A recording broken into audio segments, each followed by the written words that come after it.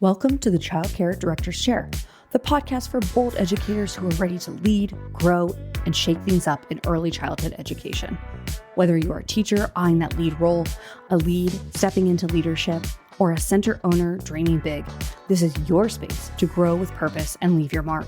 Hosted by heart-centered leadership coach Erica Saccoccio, each episode brings you real talk, actionable tools, and a contagious laugh or two, all designed to help you step into your next level with confidence. So pour your coffee, pop in those earbuds, and take your seat, because your leadership journey starts right now in the Childcare Director's Chair. Hey guys, welcome back to the Childcare Director's Chair podcast. I'm your host, Erica Saccoccio, and I hope you are having an amazing day. I have some shout outs today. Shout out to Massachusetts, Rhode Island, Connecticut, New York, Vermont, New Hampshire, Florida, Texas, California, Louisiana. No matter where you're listening from, thank you so much for tuning in. Your support means the world to me. All right, guys, let's get into it today. I know you don't got a lot of time because you are busy childcare directors. All right, let me start with this statement that might challenge the way that you think about confidence. You might think that most childcare leaders always feel confident, but they don't. Think about it for a moment. The most respected owners, the strongest directors, the leaders who walk into difficult conversations, they can navigate a staffing crisis, they manage financial challenges, and they lead thriving programs. They don't wake up every day fearless. They don't. And they don't have a magical personality trait that the rest of us missed out on. What they do have is something much more valuable.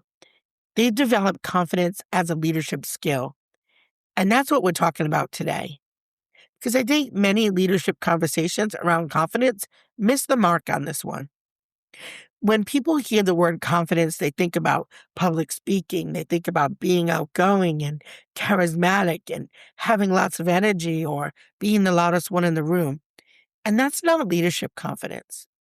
I've met incredibly outgoing leaders who lacked confidence when it came to making difficult decisions. I've also met incredibly quiet leaders who command tremendous trust and respect from their teams. True confidence is not about how you appear, but more about how you respond. Can you make a decision when you don't have all the information? Can you have a difficult conversation that you've been avoiding?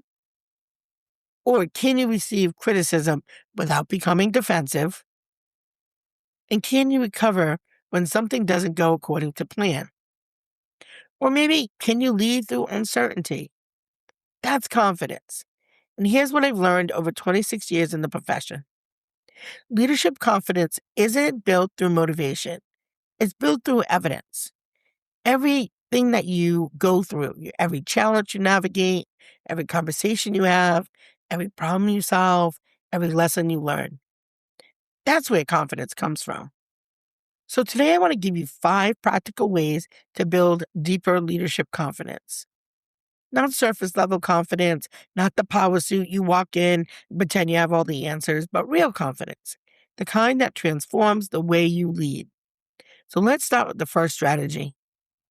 Keep a leadership decision log. One of the reasons directors struggle with confidence is because they remember every single mistake that they've ever made, but they forget every success. We become experts at replaying our failures, and we really document our wins. So for the next 30 days, I want you to keep a leadership decision log. Every day, write down one important decision that you made, why you made it, what information you had available at the time, and what happened as a result. And it could be a staffing decision, a scheduling change, a family concern, a hiring choice, a policy adjustment, whatever it is, just document it. Because what you'll begin to realize is that you've already made hundreds, if not thousands, of successful leadership decisions. And the problem isn't a lack of capability. It's a lack of evidence. Because confidence grows when you start collecting proof of your own leadership effectiveness. Now, the second strategy is one that might make some of you uncomfortable, and I'm going to call it the no rescue challenge. For 1 week, stop rescuing everyone. Now, before you send me a message saying, Erica, that's impossible, hear me out. Many directors have become the answer for every question. We talked about this on the episode with Sherry J last week. It's I don't know the exact title, but it was basically not bottlenecking your program. And we talked just about this particular topic. So if you didn't listen to that episode, pop back and listen to it. But here's what happens. A teacher has a problem, they come to you. The assistant director faces a challenge, they come to you. A conflict arises, everyone comes to you. And eventually you become the center of every solution. But here's the problem. The more people depend on you for the answers, the less confident they become. And the more exhausted you become. So this week, when someone brings you a problem, don't immediately solve it. Instead, I want you to ask these couple questions. What have you tried already? What options are you considering? What do you think will work? And then how can I support you? Notice the difference. You're still leading, but you're developing leaders. And something interesting happens. When your team becomes more capable, your confidence grows too. Because you're no longer measuring your value by how many fires you put out. You know what? I'm going to say it again. You are no longer measuring your value by how many fires you put out. You're measuring your value by how many leaders you're developing. Because it is time to multiply, my friends. Multiply those leaders. Multiply, multiply, multiply. Our industry needs more leaders. And that is a completely different level of confidence. And the third strategy is simple but powerful. Schedule one courageous conversation every week. Now, every director listening, yep, you, talking to you right now, has a conversation they've been avoiding. And you know exactly the one I'm talking about, whether it's the teacher who's underperforming, the staff member who's creating negativity, or the employee who's not meeting expectations. It might even be a family boundary that needs to be addressed, or that accountability conversation that you've been postponing with your admin team.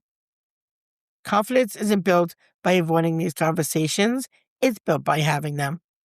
So every week, identify one conversation you have been delaying and put it on your calendar. Prepare your talking points, but have that conversation. Then afterward, ask yourself, what went well? What did I learn? And what would I do differently next time? Imagine your leadership confidence, where it would be if you had one courageous conversation every week for the next year. That's 52 opportunities to strengthen one of the most important leadership muscles you'll ever develop. Strategy 4 is something very few leaders do, and it is ask for feedback before there's a problem. Most directors receive feedback only when something goes wrong, but highly confident leaders actively seek feedback. So here's an exercise for you. Identify 3 people you trust and ask them, what is one thing I do that strengthens our team? What is one thing that I may unintentionally do that holds our team back? And what's one leadership skill you think I should focus on next? Now, I know some of you are thinking that sounds really uncomfortable. Exactly. Because confidence isn't about protecting yourself from feedback. Confidence is about being secure enough to receive the feedback without letting it define you. The strongest leaders are committed to growth, not perfection. And finally, strategy number 5. Lead your next meeting with questions instead of answers. And this one transformed my leadership. Many directors believe leadership means having all the answers. But confident leaders understand something different. Their job is not to be the smartest one in the room. Their job is to develop the thinking of the room. So at your next meeting, ask, what's working well? What challenges are we seeing?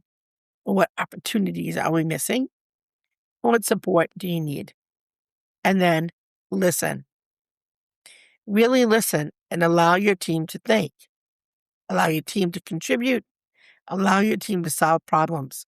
Because confidence isn't demonstrated by how much you speak. It might actually even be the opposite. It's demonstrated by how effectively you help others grow. And that's where I want to leave you today. The deepest level of confidence isn't confidence in yourself. It's the confidence in your ability to learn, to adapt, to recover, to grow, to navigate whatever leadership places in front of you. Because leadership confidence doesn't come from believing that you'll never fail. It comes from trusting yourself enough to handle whatever happens next. So this week, choose one strategy, whether it's the decision log, the no rescue challenge, or scheduling those courageous conversations, or asking for feedback. Lead with the questions, but pick one and commit to it. Because confidence isn't something that you wait to feel. It's something you build through action. Thank you again for joining me on another episode of the Childcare Director's Chair podcast. And if today's conversation resonated with you, share it with another childcare owner, director, or emerging leader who's committed to building their leadership, communication, confidence skills. Thank you so much. Have a great day.